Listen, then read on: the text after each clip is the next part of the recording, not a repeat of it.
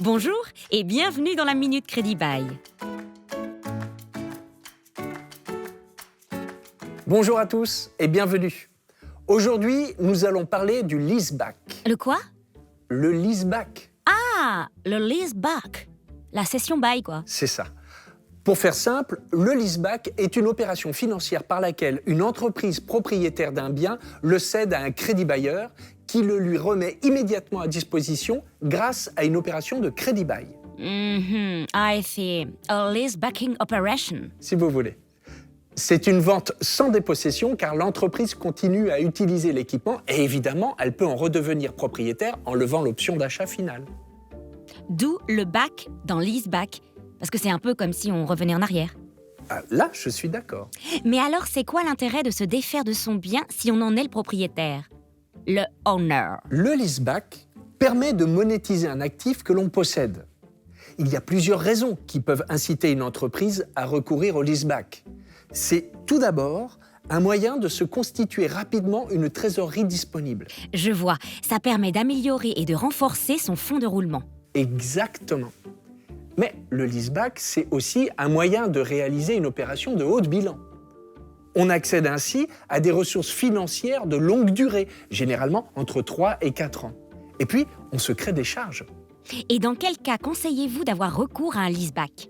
Souvent, les entreprises ont recours au leaseback pour financer leur développement, pour se donner les moyens d'assurer leur croissance interne avec la conquête de nouveaux marchés ou le lancement de nouveaux produits.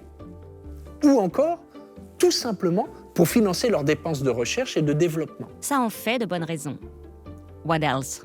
On peut aussi utiliser le leaseback pour grandir par croissance externe en rachetant un concurrent. Et enfin, sous certaines conditions, le leaseback peut aider l'entreprise à regonfler une trésorerie mise à mal par la crise du Covid. Mais attention, le crédit bailleur refusera d'intervenir pour une entreprise à bout de souffle. Of course, Nicolas. Mais dites-moi, le leaseback fonctionne pour tous les équipements? Si par exemple, j'ai une entreprise de jardinage et que je viens d'acheter une tondeuse dernier cri à 3 000 €, mais que je me rends compte que j'aurais bien besoin de ces 3 000 € pour l'achat de muguets en avril, ça marche aussi? Il y a quelques conditions pour être éligible au leaseback. Tout d'abord, le matériel doit bénéficier d'une cote officielle et présenter une bonne valeur de gage. Il faut également que le matériel ait été acquis neuf par l'entreprise il y a moins de 8 ans et moins de 5 ans pour les matériels de transport.